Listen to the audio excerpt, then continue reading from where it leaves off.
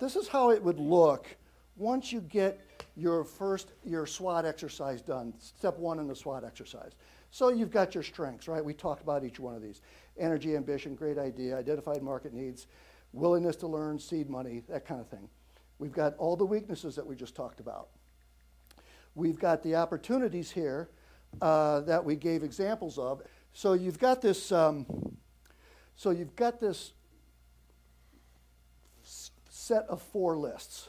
And so you say, oh, great. And this is all good. And when you get done with the exercise, everybody in the company is all jazzed, right? Everybody's at your kitchen table. They're all jazzed. Oh, we've got this thing nailed. The problem is, this is where it tends to stop. Because every word on each of these 4, they're interrelated somehow to another word on another quadrant, okay? These are your internals, your strengths and weaknesses. These are your externals. Every strength has got relationships out there in the weaknesses and the opportunities and the threats. Every threat has got a relationship with every strength.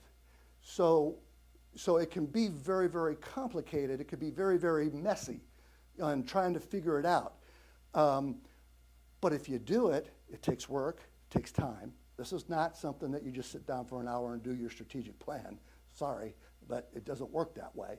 You've got to now go through the exercise of who's aligned with who and what can we do to make some sense out of all of these,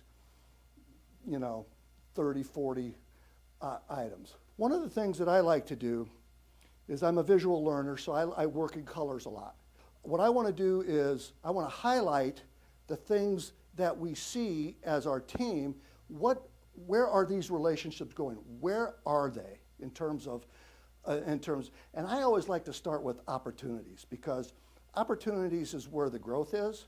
And so I always like to take a look at the opportunities and say, okay, what kind of strengths are going to help me with this opportunity? Where are my weaknesses that I've got to overcome? And oh, by the way, am I going to get jackknifed by a threat? If your prospects do not have a problem, there is no sale.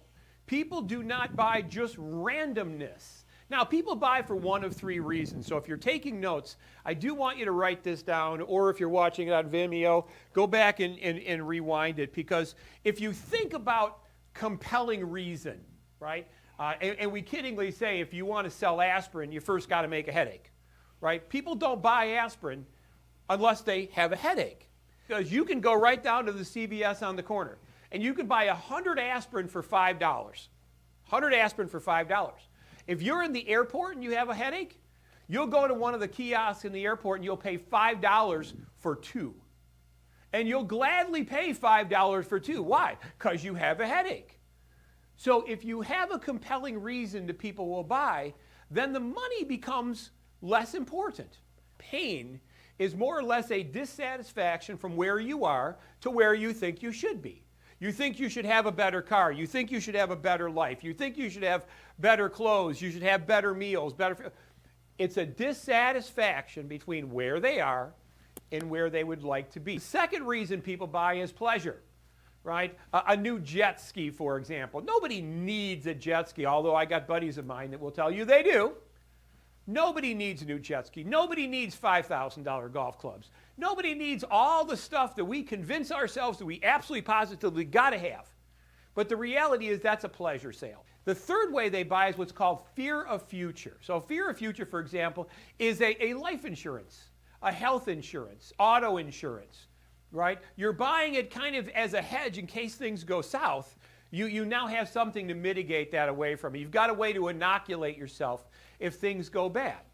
We are problem solvers looking for problems to solve. I don't care what product, you can't make something cheap enough that if people don't have a compelling reason, they're going to buy it.